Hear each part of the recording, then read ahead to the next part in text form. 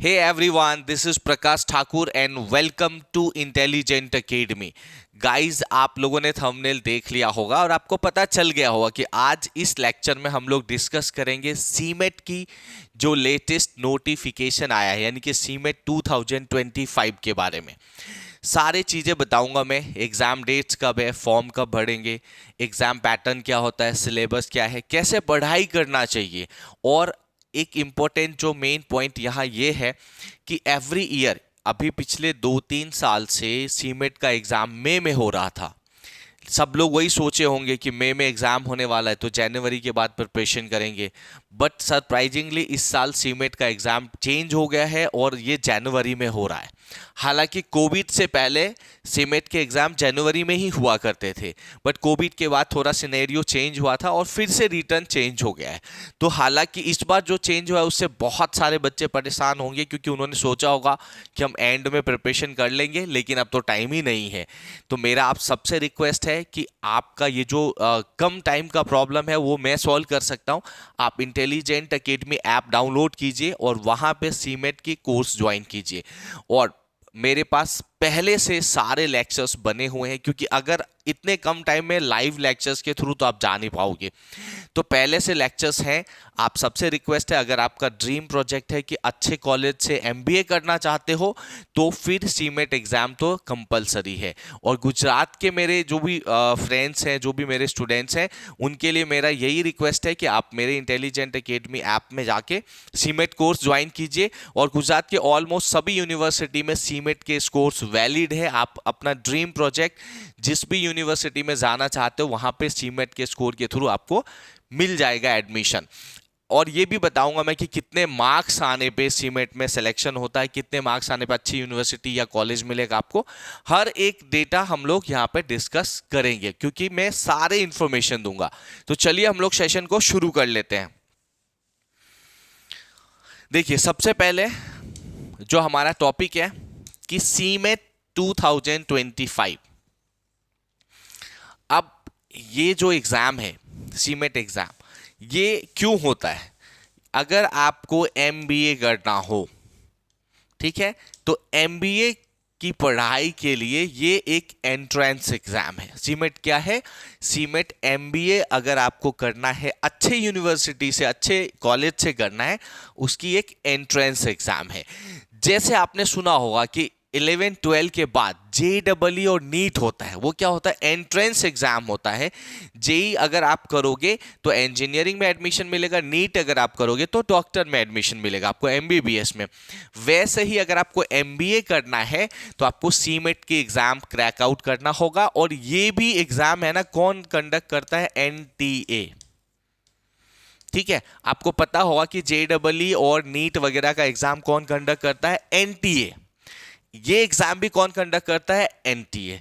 तो अभी मैं इसके सारे और कॉन्सेप्ट बताऊंगा। पहले कि सीमेट एग्जाम क्यों जरूरी है। एमबीए में अच्छी कॉलेज यूनिवर्सिटी में एडमिशन चाहिए तो सीमेट का स्कोर आपको लगेगा। इसके अलावा अगर आप आईआईएम में, ठीक है, आईएम्स में अगर आप चाहते हो एडमिशन लेना तो फिर आपको इसके लिए कैट के स्कोर ज़्यादा इंपॉर्टेंट होंगे। हालांकि देखो, आईएम्स बहुत कम होते हैं, बहुत कम लोगों की यहाँ पे एडमिशन हो पाता है, क्योंकि बहुत कम है आईएम्स। तो पूरे गुजरात में एक अहमदाबाद में आईएम्स है, तो इसलिए। हालांकि देखो, अब वो डिपेंड करता है आपका ड्रीम प्रोजेक्ट जैसा हो, उसके हिसाब से आप काम कर सकते हो। ऑलमोस्ट 99% गुजरात वगैरह के सारे कॉलेजेस सीमेट एग्जाम में कवर हो जाते हैं। हालांकि इंडिया में भी 50,000 जैसे एडमिशन एमबीए में सीमेट के थ्रू होता है एवरी ईयर, राइट। तो चलो, अभी हम लोग सीमेट एग्जाम के डेट्स क्या आ गए, कब फॉर्म भर सकते हैं, कब एग्जाम होने वाला है 2025 वाला, सब चीजों पे डिस्कस करते हैं। देखो, ये आपके इंपॉर्टेंट डेट्स हैं, यहां ध्यान देना है आपको। ये इंपॉर्टेंट डेट्स है 2025 सीमेट को लेके। ऑनलाइन फॉर्म सबमिशन यानी कि कब से शुरू हो रहा है? 14 नवंबर से 13 दिसंबर तक। ठीक है, ऑनलाइन फॉर्म का सबमिशन यानी कि आप सीमेट के एग्जाम के लिए अप्लाई कर पाओगे।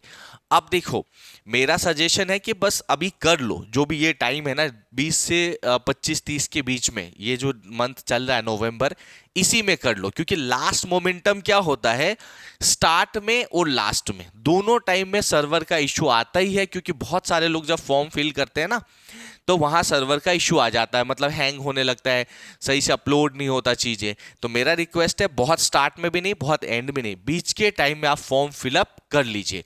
तो भी अगर आपको सर्वर के रिलेटेड इश्यूज आए तो मेरा रिक्वेस्ट है, देखो थोड़ा मेहनत कर लो, या तो रात को 10-11 बजे के बाद, या तो अर्ली मॉर्निंग सुबह में 4 बजे उठ जाओ, 5 बजे उठ जाओ, क्योंकि उस टाइम बहुत कम यूजर होते हैं इंटरनेट पे और फॉर्म भरने वाले, तो उस टाइम ना स्मूथली फॉर्म फिलअप हो जाता है। अगर आप फॉर्म फिलअप नहीं कर पा रहे हो, सर्वर इशू आ रहा है, बिजी आ रहा है इसके वजह से, तो ये टाइम रखो, लेट नाइट या अर्ली मॉर्निंग में 4 से 5 बजे के बीच में आप कर लो, तो आप अच्छे से कर पाओगे। तो ये फॉर्म भरने का जो है ना टाइम स्टार्ट हो चुका है। जो भी आप या आपके फ्रेंड्स में कोई एमबीए करना चाहते हैं तो प्लीज फॉर्म भरिए, क्योंकि इसके बिना तो एमबीए नहीं कर पाएंगे आप। अब जब आप फॉर्म भरोगे तो डाउनलोडिंग ऑफ एडमिट कार्ड, मतलब ये जो एग्जाम होगा उसके लिए एक एडमिट कार्ड एनटीए से आपको मिलेगा, जिसके थ्रू आप एग्जाम में एंट्री कर पाओगे एग्जाम सेंटर पे। तो एडमिट कार्ड जो है ना 20 जनवरी 2025 को इसके एनटीए के साइट पे आ जाएगा, यहां पे एनटीए के वेबसाइट पे आ जाएगा इसका, right. Date of examination, exam कब होने वाले हैं, 25 जनवरी 2025 को ही एग्जाम है, तो बहुत ज्यादा टाइम नहीं है। अगर आपको फास्ट ट्रैक में अच्छी तैयारी करना है तो इंटेलिजेंट अकेडमी ऐप डाउनलोड कीजिए, वहां पे सीमेट के कोर्सेज हैं, आप वहां इनरोल कर लीजिए। कम टाइम में आपको थोड़ा मेहनत करना पड़ेगा, आपको थोड़ा सा पढ़ाई ज्यादा करना पड़ेगा, बाकी ऑलरेडी लेक्चर्स वहां अवेलेबल है, जिससे आप सीमेट की अच्छी तैयारी कर पाओगे कम टाइम में। उसके अलावा देखो, ड्यूरेशन ऑफ एग्जाम, ये एग्जाम 180 मिनट्स या फिर आप बोलोगे 3 आवर्स का होता है। ये जो सीमेट का एग्जाम होता है ये 3 आवर्स के होते हैं, और इसमें 5 सेक्शंस होते हैं, वो भी बता दे रहा हूं। इसमें कितने सेक्शंस होंगे, 5 सेक्शंस होते हैं, और सभी सेक्शंस में 20 क्वेश्चंस होते हैं।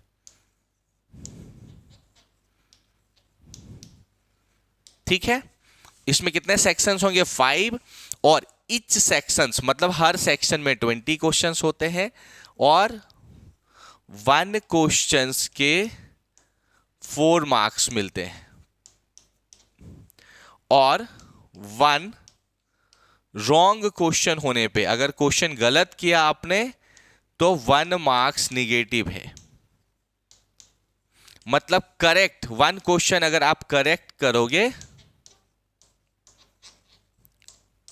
तो 4 मार्क्स मिलेंगे, और 1 रॉन्ग करोगे तो 1 मार्क्स कट हो जाएंगे आपके स्कोर में से।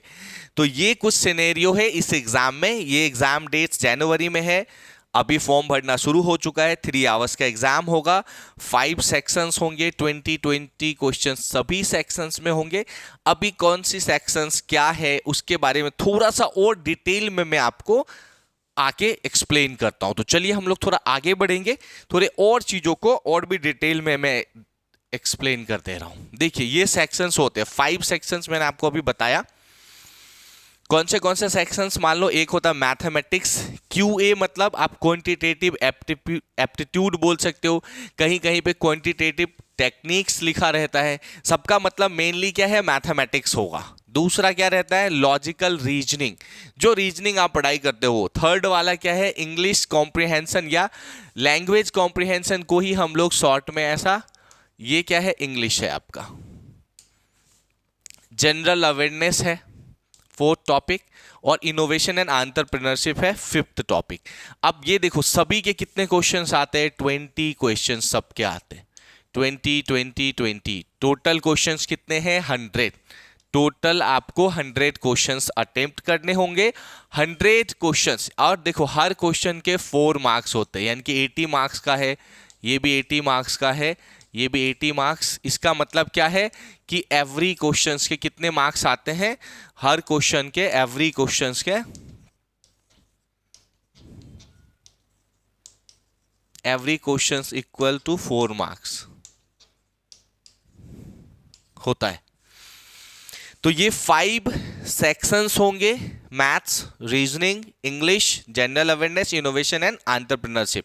सबके 20-20 क्वेश्चंस है, टोटल 100 क्वेश्चन है, टोटल मार्क्स 400 आता है। अब मैटर ये होता है कि चलो आप ये एग्जाम में अपेयर करोगे, पर जब रिजल्ट आता है ना, वहां लिखा रहता है परसेंटाइल, परसेंटाइल लिखा रहता है वहां। तो एक बात बताओ, ये क्या होता है परसेंटाइल? या फिर आपको ये डाउट होगा कि वहां तो 99 परसेंटाइल होता है, 98 परसेंटाइल, 97, 90 परसेंटाइल, तो क्या 90 परसेंटेज लाने होंगे? मतलब ये 400 का 90% मार्क्स लाना? नहीं भाई, बिल्कुल नहीं।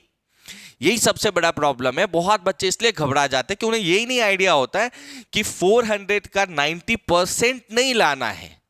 अब मैं आपको समझाता हूं कि एक्चुअल में स्कोर कितने होते हैं और उसके हिसाब से परसेंटाइल अप्रोक्सीमेटली कितने होते हैं। तो कितने स्कोर लाओगे तो आपको अच्छी कॉलेज मिल जाएगा एडमिशन्स के लिए, वो समझते हैं। ठीक है, चलिए हम आगे बढ़ेंगे। थोड़ा सा ये समझते हैं कि भाई ये स्कोर कितना करने पे मार्क्स कितने, परसेंटाइल कितने, ये सारा कंफ्यूजन को दूर कर लेते हैं। देखो, मैं पिछले साल की बात कर रहा हूं, जिनके 378 आए ना, ठीक है, उनका स्कोर 1, या इसको आप बोलोगे कि यहां पे 99.99 परसेंटाइल आ गए थे। ठीक है, क्या होगा? मतलब इसका रैंक 1 लिखा हुआ है, ये क्या होगा? रैंक। हम लोग अभी परसेंटाइल वाइज जाएंगे। जिसके स्कोर देखो 400 में से 378 लाने वाले का 99 परसेंटाइल, 400 में से 370 जैसा आया तो 99.96 परसेंटाइल, 360 जितना आया तो 99.93 जितना परसेंटाइल, 320 जितना आया तो 99.5 परसेंटाइल जैसा, 303 आया तो 99 परसेंटाइल, 290 आ रहा है तो 98.17 परसेंटाइल, 280 आ रहा है तो 97 परसेंटाइल, 270 आ रहा है तो 95 परसेंटाइल, 250 आ रहा है तो 92 परसेंटाइल, 220 आ रहा है तो 83 परसेंटाइल, और 190 के अप्रोक्स आ रहा है तो 71 परसेंटाइल। इससे नीचे भी है बट इतना एनफ है आपको कॉन्सेप्ट समझने के लिए। ये 400 में से मेरे हिसाब से अगर आप 250 प्लस ले आओ, ठीक है, आउट ऑफ 400 अगर आप ना 250 के अप्रोक्स मार्क्स ले आओ तो गुजरात में तो कहीं पे भी ऑलमोस्ट सिलेक्शन हो जाएगा। गुजरात में कहीं पे भी ऑलमोस्ट, या फिर इंडिया में भी मेरे हिसाब से टॉप इंस्टीट्यूट है ना, वहां पे आपका सिलेक्शन हो जाएगा, क्योंकि 250 प्लस आएगा तो 90 परसेंटाइल से ऊपर होगा तो आराम से आपका एडमिशन हो जाएगा। इसका मतलब क्या है? इसका मतलब ये है कि 100 क्वेश्चंस था, ठीक है, उस 100 क्वेश्चंस में से अगर आप 50 करेक्ट क्वेश्चंस कर लोगे तो कितने होंगे? 50 इंटू 4, 200 आ जाएगा। ठीक है, 200 मार्क्स हम लोग 250 अप्रोक्स ले रहे हैं, तो इसका मतलब है कि आप 60 क्वेश्चन का टारगेट रखो। अगर 60 कर लोगे तो क्या हो जाएगा? 60 इंटू 4 तो 240 के अप्रोक्स। तो इतने क्वेश्चन अगर आप करेक्ट कर लेते हो तो आप आराम से अच्छा सिलेक्शन ले पाओगे। इसका मतलब समझ में आ गया कि आपको 100 में से 100 क्वेश्चन आना चाहिए ऐसा जरूरी नहीं है। आपको बेस्ट 60 या 65 क्वेश्चन करो, ठीक है। आपको परफेक्ट रिजल्ट ले आना है तो 100 में से 70 क्वेश्चंस कर लो। अब देखो, इसका मतलब है कि 30 क्वेश्चन अगर आपको ना आए ना तो भी घबराना नहीं है। इसीलिए आप सभी सेक्शन को तैयार करो, और जो बहुत डेडलीस्ट कुछ ऐसा लगे आप उसे स्किप कर सकते हो, क्योंकि 100% मार्क्स नहीं लाने हैं। मेरे हिसाब से अगर आप 40 जैसा कर लो तो अच्छे से इंस्टीट्यूट में एडमिशंस मिल जाएंगे। सॉरी, मतलब 40 स्किप करोगे, 60 जैसे क्वेश्चन करेक्टली करोगे तो ऐसे पेपर इतना भी हार्ड नहीं होता। आप आराम से 100 क्वेश्चंस को अटेम्प्ट तो कर ही पाओगे 3 आवर्स में। तो कोशिश करना है कि रॉन्ग कम करो, क्योंकि नेगेटिव मार्किंग है, रॉन्ग करोगे तो माइनस मार्क हो जाएगा। इन बातों का भी ध्यान रखिए। तो आई होप आपको ये भी क्लियर हो गया होगा कि अगर आप 50 से 60% बोलोगे, परसेंटेज वाइज जाओगे ना, तो अगर हम परसेंट में बात करेंगे तो परसेंटेज वाइज मेरे हिसाब से आप 60 to 65% स्कोर कर लो। ये परसेंटेज है, परसेंटाइल नहीं। तो अगर 60 से 65% अगर आपके आते हैं, यानी कि 60 क्वेश्चन से 65 to 70 क्वेश्चंस अगर आप कर पाओगे तो 100% आप जिस ड्रीम यूनिवर्सिटी या कॉलेज में चाहते हो वहाँ एडमिशन मिलेगा। हालांकि 190 वाले को भी एडमिशन मिल जाता है, बट कोशिश करो 200 प्लस जाए तो ज़्यादा बेटर होगा। ठीक है, तो ये हो गया कि आप सीमेट के स्कोर कितना करोगे ना, तो आपका क्या परफॉर्मेंस होगा, राइट। अब आगे बढ़ते हैं, थोड़े से एग्जाम पैटर्न्स को समझते हैं और उसके सिलेबस वगैरह भी बताऊंगा मैं अभी आपको कि सिलेबस क्या होता है, कैसे क्या है, उन चीजों को समझ लेते हैं। ठीक है, देखिए हमने एग्जाम पैटर्न्स डिस्कशन कर लिया था हमने पहले ही शायद, हाँ यहाँ पे हमने डिस्कस कर लिया था कि एग्जाम का पैटर्न ये है। अब हम लोग ना थोड़ा एग्जाम के सिलेबस के बारे में डिस्कस करेंगे कि भाई सिलेबस कैसे कवर करेंगे। देखो पहला जो टॉपिक था हम लोगों ने अभी पढ़ा, पहला टॉपिक क्या है, जो मैथमेटिक्स लिखा हुआ है हमारा। अब वो मैथमेटिक्स में क्या क्या आता है, इसको क्वांटिटेटिव टेक्निक और डेटा इंटरप्रिटेशन भी बोलते हैं।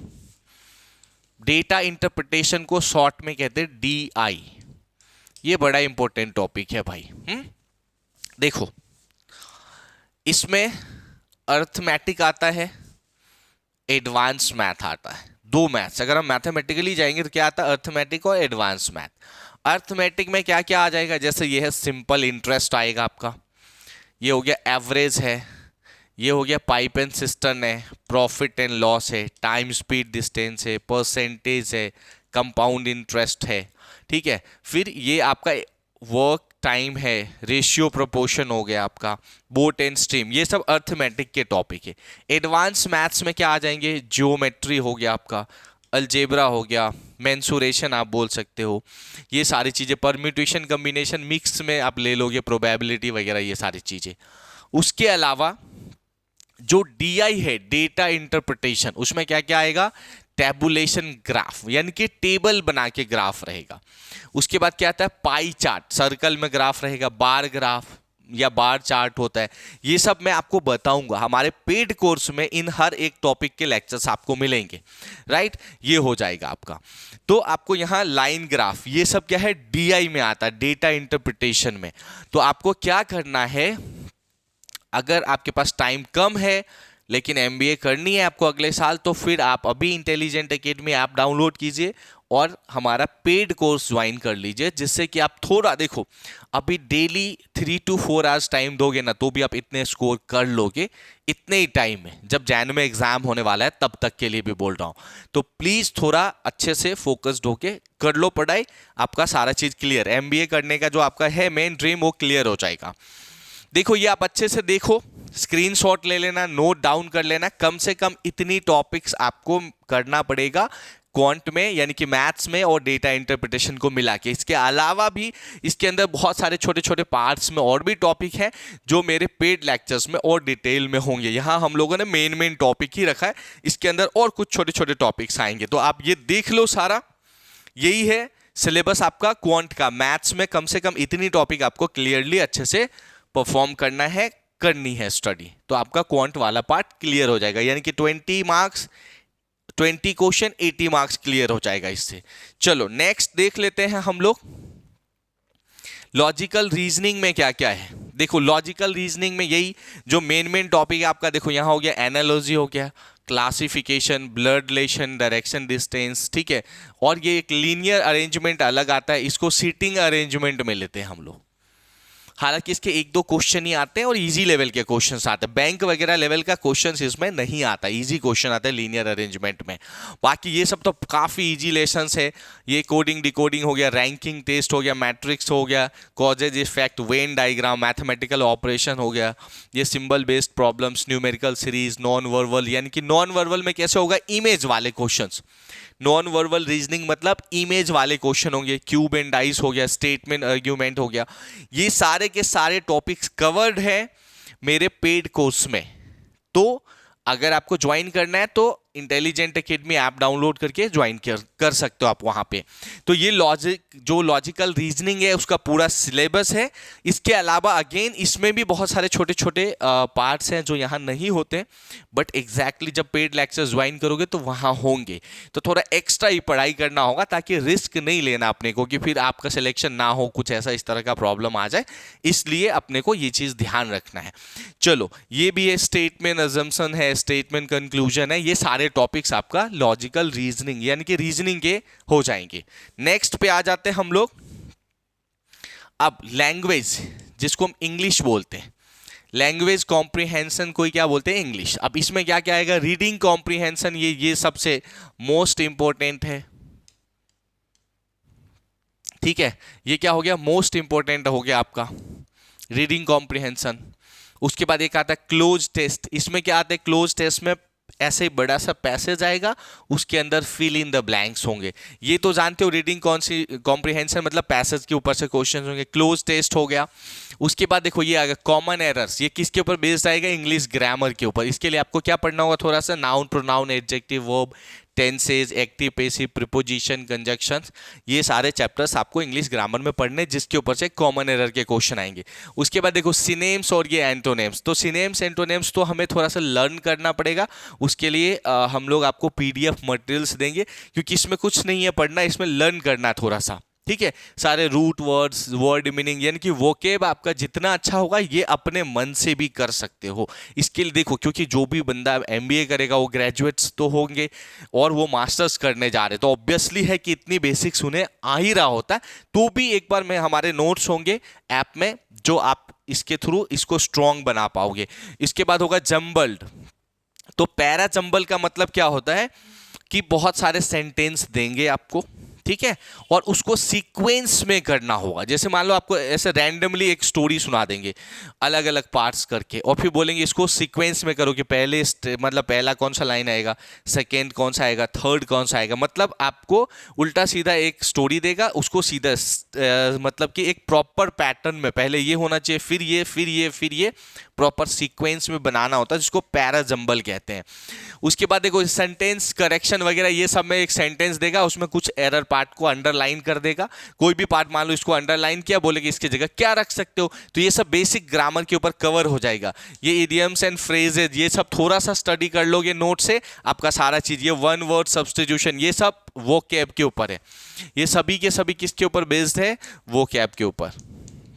अगर आपका वोकैब यानी कि लर्न अच्छा है, वर्ड मीनिंग, तो आप ये सब इजीली कर पाओगे। इसलिए बहुत ज़्यादा एफर्ट्स नहीं लगाना है। मेन है रीडिंग कॉम्प्रिहेंशन, क्लोज टेस्ट, और ये कर लो, थोड़े ग्रामर, कॉमन एरर। बाकी सब आप अगर बहुत ज़्यादा ना पढ़ो तो अपने मन से भी कर सकते हो, क्योंकि आप लोग ग्रेजुएट्स ऑलरेडी होते हैं इस एग्ज़ाम को देने टाइम में। तो आई होप सो कि आप इजीली कर पाओगे।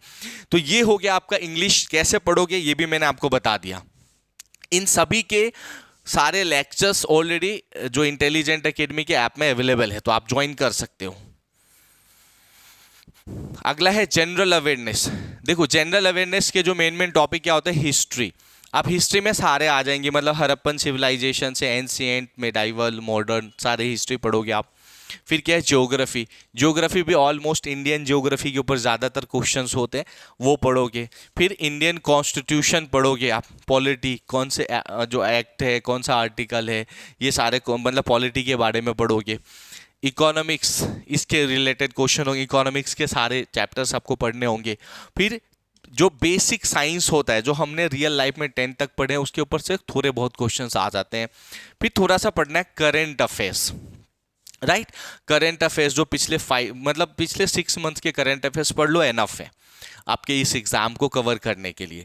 तो इतने सारी चीजें आपको पढ़ना है यहाँ पे जनरल अवेयरनेस वाले टॉपिक में। उसके बाद नेक्स्ट में आ जाते हैं, अगला है इनोवेशन एंड एंटरप्रेन्योरशिप। ये पहले नहीं हुआ करता था सीमेट एग्जाम में, बाद में ऐड ऑन हुआ, बस कुछ साल से ये हो रहे, इसलिए ये बहुत इंपॉर्टेंट हो जाता है। और इसके क्वेश्चंस भी कैसा होता है, देखो इसके बहुत सारे क्वेश्चन ना तो बिना पढ़े भी अपने मन से दे सकते हो। अगर आप थोड़ा सा स्किल्ड हो, अगर आप दुनियादारी समझते हो ना, तो अपने मन से बहुत सारे क्वेश्चन आपको आ जाएंगे इसके। अगेन इसके भी कुछ टॉपिक्स है सिलेबस। देखो इसमें क्या क्या पढ़ना है, हमें पहले पढ़ना है concepts of innovation and entrepreneurship, मतलब इनोवेशन क्या होता है उसके बारे में सारा डिटेल में पढ़ना है। फिर एंटरप्रेन्योरशिप के बारे में पढ़ना है। फिर क्या दिया, ओवरव्यू ऑफ एंटरप्रेन्योरशिप, उसको थोड़ा और एक्सप्लेन करना है। इवोल्यूशन, कैसे शुरुआत हुआ एंटरप्रेन्योरशिप की, क्या कैसे हुआ, वो सारे पढ़ने हैं। फिर role of entrepreneurship in economic development, economic development में इसका क्या रोल होता है। इसके theories and models of entrepreneurship, entrepreneurship के थ्योरीज और मॉडल्स क्या क्या होते हैं। फ्रेमवर्क ऑफ एंटरप्रेन्योरशिप थ्योरीज, इसके अलग अलग फ्रेमवर्क थ्योरीज के पढ़ना है, मॉडल्स पढ़ना है। इमर्जिंग मॉडल और कॉर्पोरेट एंटरप्रेन्योरशिप पढ़ना है। डायमेंशंस ऑफ एंटरप्रेन्योरशिप पढ़ोगे। एंटरप्रेन्योरशिप और एंटरप्रेन्योर सोसाइटी के लिए जो होता है वो कल्चरल, ये सारे जो है ना आपको पढ़ाई करनी है इसमें। वुमेन एंटरप्रेन्योरशिप, ये बहुत इंपॉर्टेंट है, क्वेश्चंस बनते हैं इसके ऊपर। तो ये आपका सिलेबस है इनोवेशन एंड एंटरप्रेन्योरशिप का। तो आई होप आपको ये भी क्लियर हो गया होगा। और हम लोग पूरा का पूरा यानी कि कंप्लीट सीमेट कोर्स आपको इंटेलिजेंट एकेडमी ऐप में मिल जाएगा। तो आप सभी से रिक्वेस्ट है, अगर आपको इस बार ही एडमिशन लेना है, अच्छा स्कोर करना है क्योंकि टाइम बहुत कम है, तो आप आज ही इंटेलिजेंट एकेडमी ऐप डाउनलोड कीजिए और सीमेट के कोर्स ज्वाइन कीजिए। तो इस सेशन में आज इतना ही। अगर आप लोगों को सीमेट में 2025 के बारे में कुछ क्वेरी हो, कुछ भी पूछना हो, तो आप प्लीज़ कमेंट करके मुझे ज़रूर बताइए। और कल से हम लोग सीमेट की जो सेशन शुरू कर रहे हैं, फ्री सेशंस भी हमारे यूट्यूब पे आने वाले हैं, जिसमें सबसे पहले मैं यही टॉपिक करूंगा, क्योंकि इसके ना तो कोई बुक अवेलेबल है बहुत अच्छे से, देखो इसके बुक्स मटेरियल्स कुछ भी अच्छे से है नहीं अवेलेबल, ठीक है। बुक्स मटेरियल्स अच्छे से आपको इंटरनेट पे कहीं नहीं मिलेगा, पेड में भी नहीं मिलने वाला है क्योंकि प्रॉपर नहीं है। मैंने सारे रिसर्च करे, तो मैं मेरे मन से हम लोग पूरे रिसर्च करके हमारी पूरी टीम आपको ये इनोवेशन एंड एंटरप्रेन्योरशिप का डिटेल में सारे जो कॉन्सेप्ट हैं प्लस सारे जो ऑब्जेक्टिव क्वेश्चंस हैं वो सब करवाने वाले हैं। प्रीवियस ईयर के PYQ क्वेश्चंस करवाएंगे। तो आप daily intelligent academy YouTube channel पे आइए और ये टॉपिक तो आप फिलहाल अपना कर सकते हो, ये फ्री ऑफ कॉस्ट है, यूट्यूब पे आने वाला है। बाकी के अगर आप पूरे क्वेश्चंस पूरे चाहते हो कि मतलब कि 100 क्वेश्चंस को अटेम्प्ट करो 400 मार्क्स का, तो पेड कोर्स ज्वाइन कर लीजिए। तो आज के सेशन में इतना ही। चलो, थैंक यू सो मच। फिर नेक्स्ट लेक्चर में मिलता हूं आप लोगों से। Thank you.